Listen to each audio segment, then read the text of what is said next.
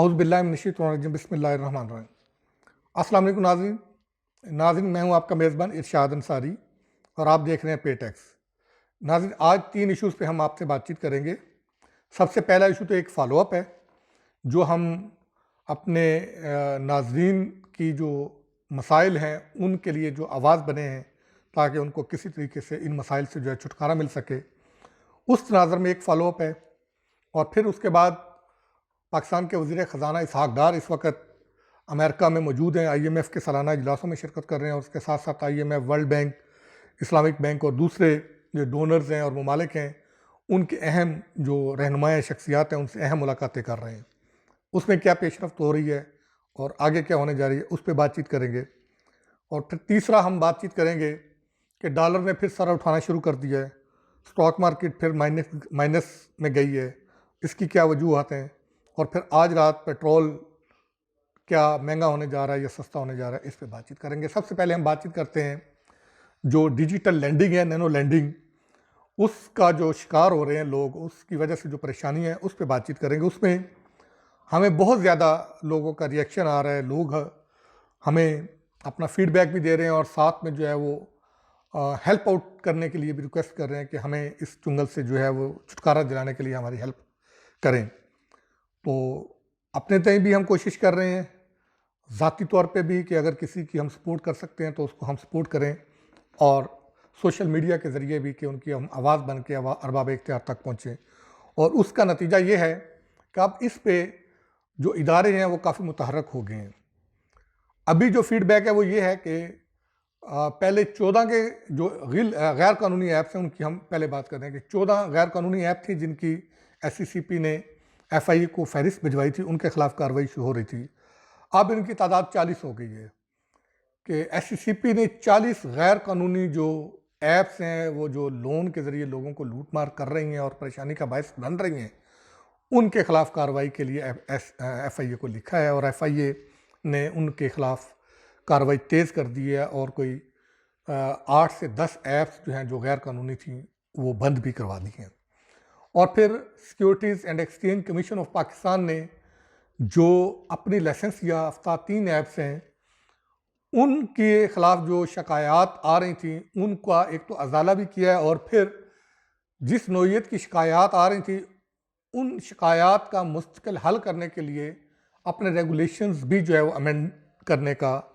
اب وہ حتمی فیصلہ کیا ہے، اس کی حتمی سرکولر جو ہے وہ تیار کر لیا گیا ہے، اور اگلے ہفتے توقع یہ کی جا رہی ہے کہ ایس سی سی پی ترمیمی جو رولز پر مبنی سرکولر ہے وہ جاری کر دے گا۔ اس میں ان ایپس کے لیے مزید جو ہے وہ سختیاں کی جائیں گی تاکہ لوگوں کو بلا جواز جو ہے وہ تنگ نہ کیا جائے۔ اور ناظرین اس پہ ہماری ایس سی سی پی کے حکام سے بات چیت بھی ہوئی ہے، اور ہم اس پہ کچھ اہم ڈیٹیلز ہمارے پاس آنے والی ہیں، وہ ہم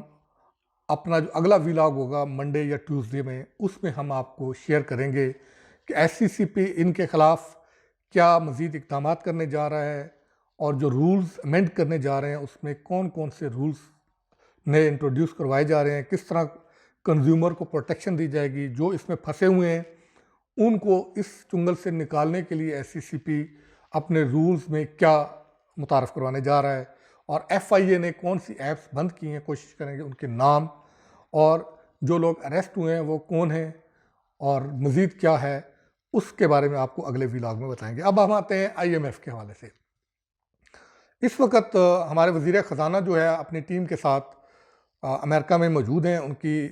آئی ایم ایف کی ڈپٹی ایم ڈی اور ورلڈ بینک کے پریزیڈنٹ اور نائب صدر، اسلامک بینک کے جو صدر ہیں ان کے ساتھ، اور دوسری اہم شخصیات کے ساتھ، امریکن حکامز کے ساتھ، اور جو متنازع کردار ہیں ڈونلڈ لو ان کے ساتھ بھی میٹنگز ہوئی ہیں۔ آئی ایم ایف کے ساتھ جو میٹنگ ہوئی ہے اس میں آئی ایم ایف نے پاکستان کو یقین دہانی کرائی ہے کہ پاکستان کو وہ سپورٹ کرے گا آگے چل کے بھی۔ اسی طرح ورلڈ بینک نے بھی کہا ہے کہ پاکستان کے ساتھ وہ مل کے کام کرے گا۔ یہ تو تھوڑی خوش آئند باتیں ہیں۔ البتہ آئی ایم ایف نے پاکستان کو یہ ضرور کہا ہے کہ جو سبسڈی ہے وہ آپ ٹارگیٹڈ سبسڈی دیں، اوپن سبسڈی نہ دیں، اور جو سیلاب کی تباہ کاریاں ہوئی ہیں ان تباہ کاریوں کے اثرات کی وجہ سے جو معیشت پہ منفی اثر پڑا ہے اس کو مد نظر رکھتے ہوئے پاکستان کو جو ریلیف دینا ہے، جس کی پاکستان درخواست کر رہا ہے، اس کے لیے آئی ایم ایف کا ایک ڈیلیگیشن جو ہے وہ پاکستان آئے گا اور وہ تمام جو ہے وہ صورتحال کا جائزہ لے گا۔ اس وقت تک ہماری جو اسیسمنٹ نیڈ جو رپورٹ ہے، جو اقتصادی امور ڈویژن، این ڈی ایم اے اور پلاننگ کمیشن جو ہے وہ مل کے تیار کر رہا ہے، وہ بھی فائنل ہو چکی ہوگی۔ اس میں ہمیں یہ بھی پتہ چل جائے گا کہ حتمی فگرز کیا ہیں، ہماری جو معیشت کو سیلاب سے نقصان پہنچا ہے اس کی مالیت کیا ہے، اس کی بحالی اور تعمیر نو کے لیے کتنے ایکسپنس کی جو ہے وہ ضرورت ہے، اور پھر اس کو لے کے ڈونرز ہمارے ساتھ کیا تعاون کریں گے، وہ چیزیں سامنے آ جائیں گی۔ اور